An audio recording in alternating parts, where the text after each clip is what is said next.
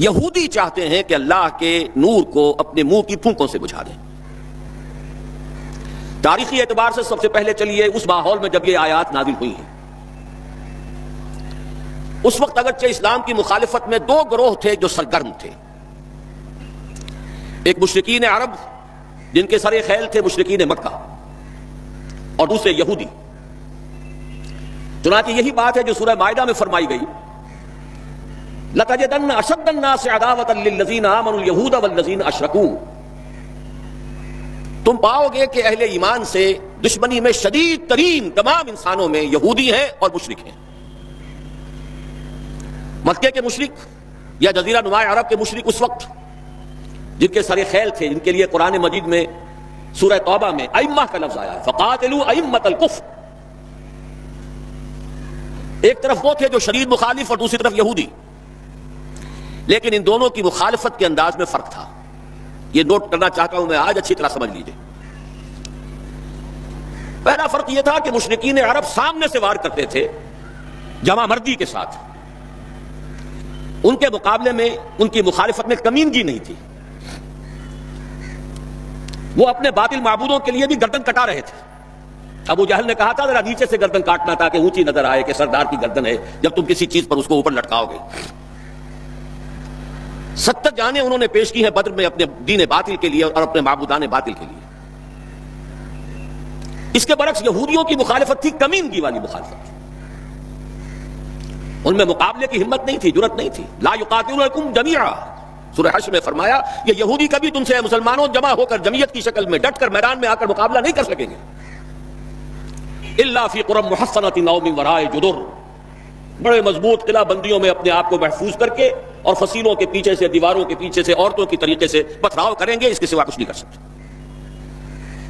تو پہلا فرق یہ تھا کہ مشرکین مکہ اور مشرکین عرب بالعموم مخالفت کر رہے تھے، لیکن ان کی مخالفت جمع مردوں والی مخالفت تھی، سامنے کے دشمن کی حیثیت سے کھلم کھلا علی الاعلان، جبکہ یہودیوں کی مخالفت میں کمینگی تھی، سازشی انداز تھا، خود لڑنے کی بجائے دوسروں کو ابھار ابھار کر لاتے تھے۔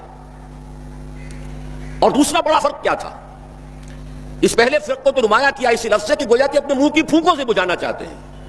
ابو جہل بھی بجھانا چاہتا ہے اللہ کے نور کو، لیکن اپنے زور بازو کی بنیاد پر، اور یہ لوگ کردار کے اعتبار سے اتنے گر چکے ہیں کہ زور بازو کی بنیاد پر نہیں، منہ کی پھونکوں سے بجھانا چاہتے ہیں۔ بہترین تعبیر کی ہے اس کی مولانا ظفر علی خان نے کہ نور خدا ہے کفر کی حرکت پہ خندزن، پھونکوں سے یہ چراغ بجھایا نہ جائے گا۔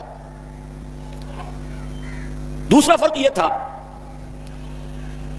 کہ اگرچہ مشرکین میں بھی ایسے لوگ تھے جو پہچان چکے تھے کہ محمد اللہ کے رسول ہیں، سچے ہیں، صادق ہیں، لیکن وہ استثنائی معاملات تھے، وہ غافل تھے۔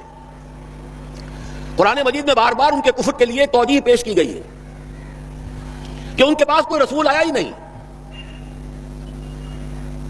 ان کے لیے رسالت اور نبوت بڑی ایک عجیب سی شے تھی، وہ چیزیں ان کے ذہن سے بالکل خارج ہو چکی تھی۔ لیکن یہود کا معاملہ اس کے برعکس تھا، وہ 100% پہچانتے تھے محمد رسول اللہ کو صلی اللہ علیہ وسلم، بالخصوص ان کے علماء، یعرفونہ کما یعرفون ابناءہم، پہچانتے ہیں اسے جیسے کہ اپنے بیٹوں کو پہچانتے ہیں، علی وجہ البصیرۃ، وہ کسی مغالطے میں نہیں تھے، پوری ڈٹائی کے ساتھ پہچانتے ہوئے۔ آپ کو تو معلوم ہے کہ حضور صلی اللہ علیہ وسلم کی جو نشانیاں ہیں ان کا تو معاملہ بہت آگے کی بات ہے۔ حضور کے ادنا رفقا کا معاملہ کیا تھا کہ حضرت عمر رضی اللہ تعالیٰ عنہ کے بارے میں پوری ان کی صفات ان کے ہاں موجود تھیں، اور عیسائی علماء نے ان کے ساتھ ٹیلی کر کے ہی حضرت عمر کو سامنے کھڑے ہو کے دیکھ کر اور پھر جو ہے یروشلم کا قبضہ لیا تھا کہ ہاں یہ وہی درویش بادشاہ ہے جس کا ذکر موجود ہے ہماری کتابوں میں کہ یروشلم اس کے ہاتھوں فتح ہوگا۔ تو یہ دو فرق ذہن میں رکھیے، یریدون لیطفئوا نور اللہ بافواہہم واللہ متم نورہ۔ دوسری بات جو سوچنے کی ہے اس آیت میں کہ نور اللہ سے مراد کیا ہے؟ اللہ کا نور ایک اعتبار سے ذہن منتقل ہوتا ہے قرآن حکیم کی طرف۔ نور اصل میں قرآن مجید میں ہدایت کے لیے بھی آتا ہے، تورات کے لیے آیا فیہا ہدی و نور، انجیل کے لیے آیا فیہ ہدی و نور، روشنی ہی سے انسان راستہ دیکھ سکتا ہے۔ الہدا قرآن حکیم، ہدایت کاملہ، اس کے لیے خاص طور پر لفظ آیا ہے، سورہ تغابن میں فرمایا فآمنوا باللہ ورسولہ والنور الذی انزلنا واللہ بما تعملون خبیر۔ ایک مفہوم تو یہ ممکن ہے قرآن مجید کے اس اصول کے تحت کہ القرآن یفسر بعضہ بعضا، ویسے یہ کہ اس کا عام مفہوم اسلام، ہدایت، جس معنی میں چاہے لے لے، لیکن میرا ذہن زیادہ جس چیز کو قبول کر رہا ہے وہ ایک ایسے شخص کی تعبیر ہے جو اگرچہ کوئی معروف عالم دین نہیں تھا، میں نہ عارف نہ مجدد نہ محدث نہ فقیر، اقبال اپنے بارے میں صاف کہہ رہا ہے، میں نہ عارف نہ مجدد نہ محدث نہ فقیر، لیکن واقعہ یہ ہے اور آپ کے علم میں ہوگا، میرا موقف یہ ہے، اس دور میں قرآن مجید کا نور بصیرت اللہ تعالیٰ نے بڑے وافر پیمانے پر انہیں عطا کیا تھا۔ انہوں نے تعبیر کیا ہے اس نور کو نور توحید سے، چنانچہ یہ اتمام کا لفظ اس کے ساتھ واللہ متم نورہ، جواب شکوہ کے شعر میں کہ وقت فرصت ہے کہاں کام ابھی باقی ہے، نور توحید کا اتمام ابھی باقی ہے، واللہ متم نورہ ویابی اللہ الا ان یتم نورہ، یہ بھی نوٹ کر لیجئے، عربی زبان میں شدید تاکید کرنی ہو تو اس میں فاعل کی شکل میں لایا جاتا ہے، واللہ یتم نورہ بھی ہو سکتا تھا، نہیں واللہ متم نورہ کر کے رہے گا، اور پھر اس کو منفی اسلوب میں بھی بیان کر دیا تاکہ کوئی شک و شبہ نہ رہے، مثبت بھی آ گیا واللہ متم نورہ، اور منفی وَيَابَ اللَّهُ إِلَّا أَن يُتِمَّ نُورَهُ، اللہ کو ہرگز منظور نہیں ہے مگر یہ کہ وہ اپنے نور کا اتمام فرمائے۔ وقت فرصت ہے کہاں کام ابھی باقی ہے، نور توحید کا اتمام ابھی باقی ہے۔ میں چونکہ یہاں اسی تعبیر کو اختیار کر رہا ہوں، اس کے اعتبار سے ایک سوال پیدا ہوتا ہے، کیا نور توحید کسی بھی اعتبار سے نامکمل تھا، ناقص تھا، جس کے اتمام اور تکمیل کی ضرورت تھی؟ اگر میں اس سوال کا جواب ہاں میں دوں تو آپ سب چونک جائیں گے، لیکن میری وضاحت سن لیجئے۔ جہاں تک عقیدے کا نور ہے، عقیدے کی توحید ہے، اور انفرادی سطح پر اپنے عمل کی توحید ہے، توحید کے دو حصے سمجھ لیجئے، ایک توحید ہے عقیدے کی توحید، اللہ کو ایک ماننا، ایک جاننا، اس کی صفات میں، اس کی ذات میں کسی کو اس کا ساتھی، ہم سر برابر، ہم اللہ، کفر، ند، ضد نہ سمجھنا۔ ایک عمل کی توحید ہے کہ ایک ہی اللہ کے مطیع فرمان ہو جانا، ہما تن، ہما وقت، ہما وجوہ، مخلصین لہ الدین، یہ عملی توحید ہے۔ تو عقیدے کی توحید اور انفرادی سطح پر عمل کی توحید ہر دور میں مکمل رہی، حضرت آدم کی بھی مکمل تھی، حضرت نوح کی بھی مکمل تھی، تمام انبیاء کرام کی مکمل تھی، نہ ان کی عقیدے کی توحید میں کوئی کسر ہو سکتی تھی، نہ انفرادی سطح پر عمل کی توحید۔ لیکن ایک توحید ہے اجتماعی سطح پر عمل کی توحید، پورے نظام زندگی کا اللہ کے حکم کے تابع ہو جانا، یہ ابھی مکمل ہونا تھا، اس کی تکمیل ہونی تھی۔ افراد موحد تھے اپنی زندگیوں میں بھی، اپنے عقیدے میں بھی، نظام جیسا آج آپ غور کیجئے، بڑے بڑے فن خواہ موحد موجود ہیں ہمارے ہاں، فن خواہ سمجھتے ہیں اپنے آپ کو کہ معلوم ہوتا ہے شرک ہمارے قریب بھی نہیں آ سکتا۔ اجتماعی سطح پر ہم سب مشرک ہیں، پوری قوم مشرک ہے، مشرکانہ نظام ہے، جب تک وَيَكُونَ الدِّينُ كُلُّهُ لِلَّهِ نہیں ہوتا یہ نظام مشرکانہ ہے، قانون اللہ کا نہیں ہے، آپ کی عدالتوں میں اللہ کے حکم کی کوئی حیثیت نہیں ہے، آپ کی منڈیوں میں اور بازاروں میں اللہ کا حکم نہیں چلتا ہے۔ معلوم یہ ہوا کہ ایک ہے اجتماعی توحید، کچھ مواقع ضرور آئے ہیں تاریخ انسانی میں جبکہ اجتماعی توحید بھی ہوئی، حکومت قائم ہوئی حضرت داؤد کی اور حضرت سلیمان کی، وہ اجتماعی توحید کی تھی۔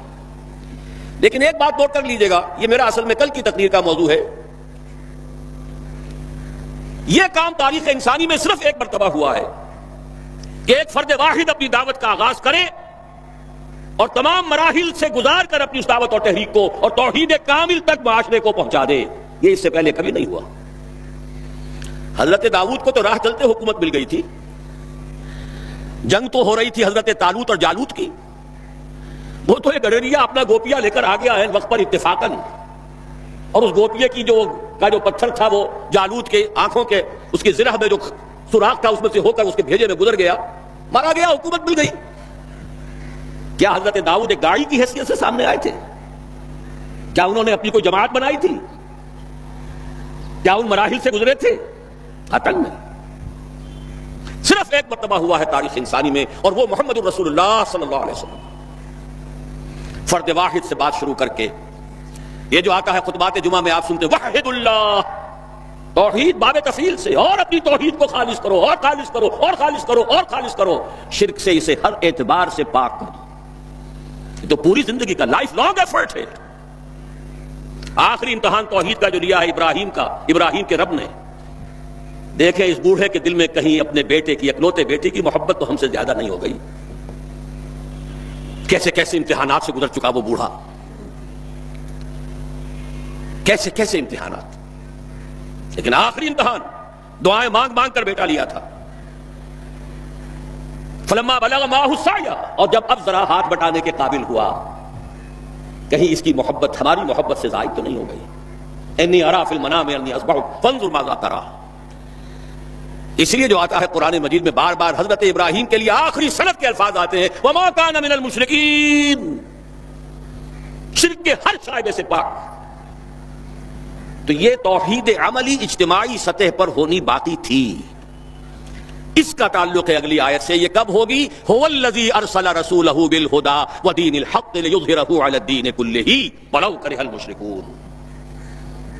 اللہ نے اپنے ان آخری رسول کو محمد صلی اللہ علیہ وسلم کو تو بھیجا ہی ہے الہدا، وہ دین حق اور الہدا اور دین حق دے کر تاکہ غالب کریں. جب تک دین غالب نہیں توحید ناقص ہے. عقیدے کی توحید ہو سکتا ہے کہ ہو، انفرادی سطح پر بھی ہو سکتا ہے ایک آدمی جہاں جہاں بھی اللہ کا حکم مان سکتا ہو مان رہا ہو، لیکن آخر وہ کسی قوم کا فرد ہے، کسی ریاست کا شہری ہے، کسی خاندان کا فرد ہے، چار طرف سے جکڑا ہوا ہے رشتوں میں اور تعلقات میں.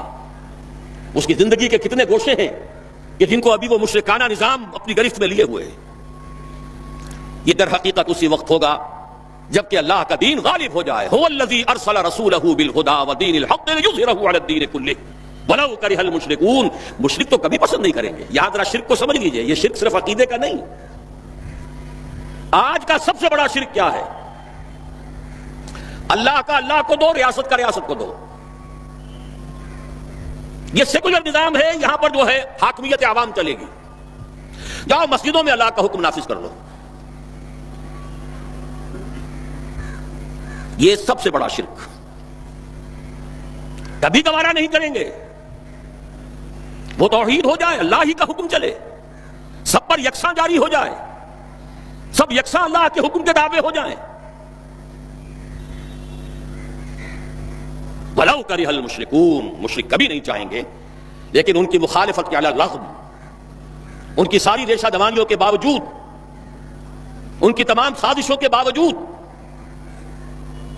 اللہ کا دین غالب ہو کر رہے. اب ذرا تاریخی اعتبار سے جائزہ لیجئے. ابھی ہم تھے اس ماحول میں جبکہ ابھی یہ آیات نازل ہو رہی تھی. پہلی بات تو یہ سمجھ میں آ گئی کہ محمد الرسول اللہ صلی اللہ علیہ وسلم کا مقصد بعثت ہے غلبہ دین. یہ نوٹ کرنے کی بات ہے، کسی اور رسول کے لیے اللہ نے قرآن مجید میں یہ الفاظ استعمال نہیں کیے. شاہد سب تھے، مبشر سب تھے، نذیر سب تھے، داعی سب تھے، مبلغ سب تھے، معلم سب تھے، مربی سب تھے، مزکی سب تھے. لیکن یہ کہ هو الذی ارسل رسولہ بالہدی ودین الحق لیظہرہ علی الدین کلہ، صرف محمد کے لیے آئے الفاظ صلی اللہ علیہ وسلم اور 3 مرتبہ آئے. اب اس کے ساتھ جس کو صغرا کبرا کہتے ہیں لاجک میں پریمیسز، اس کے ساتھ جوڑیے دوسری بات جو قرآن میں 5 مرتبہ آئی ہے، اگرچہ وہ آئی ہے ذرا مختلف الفاظ میں. کہیں فرمایا وما ارسلناک الا رحمۃ للعالمین، ہم نے نہیں بھیجا ہے محمد صلی اللہ علیہ وسلم آپ کو مگر تمام جہان والوں کے لیے رحمت بنا کر. آپ کی بعثت جغرافیائی، نسلی، قومی، علاقائی حدود سے ماوراء، بالا تر. قرآن میں بقیہ سارے رسولوں کی بات آتی ہے تو کہتے ہیں یا قوم یا قوم یا قوم. نوح نے کہا یا قوم اعبدوا اللہ، ہود نے کہا یا قوم اعبدوا اللہ، صالح نے کہا یا قوم اعبدوا اللہ ما لکم من الہ غیرہ. اور قرآن کہتا ہے یا ایھا الناس، یا ایھا الناس اعبدوا ربکم الذی خلقکم والذین من قبلکم لعلکم تتقون. لیکن صریح ترین جو لفظ آیا ہے وما ارسلناک الا کافۃ للناس بشیرا ونذیرا، ہم نے نہیں بھیجا ہے محمد صلی اللہ علیہ وسلم آپ کو مگر پوری نوع انسانی کے لیے بشیر و نذیر بنا کر۔ اب ذرا اس کو جوڑیے، محمد کو بھیجا کاہے کے لیے؟ غلبہ دین کے لیے صلی اللہ علیہ وسلم۔ اور بھیجا کن کے لیے؟ تمام انسانوں کے لیے۔ کیا نتیجہ نکلتا ہے منطق سے؟ محمد الرسول اللہ صلی اللہ علیہ وسلم کا مقصد بعثت مکمل اسی وقت ہوگا جب پورے عالم انسانیت پر اللہ کا دین غالب آ جائے، ورنہ بات وہی ہے جو اقبال کا شعر سنا چکا ہوں، وقت فرصت ہے کہاں کام ابھی باقی ہے، نور توحید کا اتمام ابھی باقی ہے۔ لیکن یہ کہ اگر اللہ نے واقعی بھیجا محمد کو دین کے غلبے کے لیے صلی اللہ علیہ وسلم، اور اگر بھیجا ہے پوری نوع انسانی کے لیے، تو ناممکن ہے کہ یہ دنیا ختم ہو جائے اس سے پہلے کہ محمد رسول اللہ کا مقصد بعثت مکمل ہو۔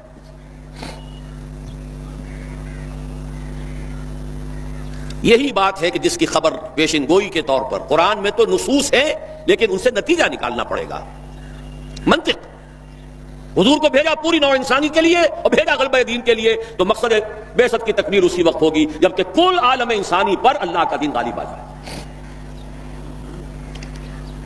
اسی کے ساتھ اب ذرا یاد کیجئے سورہ نور کی آیت، جس کو اللہ کے فضل و کرم سے ہم نے کافی عام کیا ہے۔ ایک ہی بات ہے لیکن ذرا مختلف اسلوب میں آ رہی ہے۔ وعد اللہ الذین آمنوا منکم وعملوا الصالحات لیستخلفنہم فی الارض۔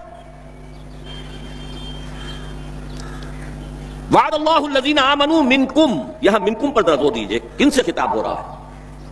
مسلمانوں سے۔ لیکن ان مسلمانوں کے لیے دو کوالیفیکیشنز، دو پری کنڈیشنز۔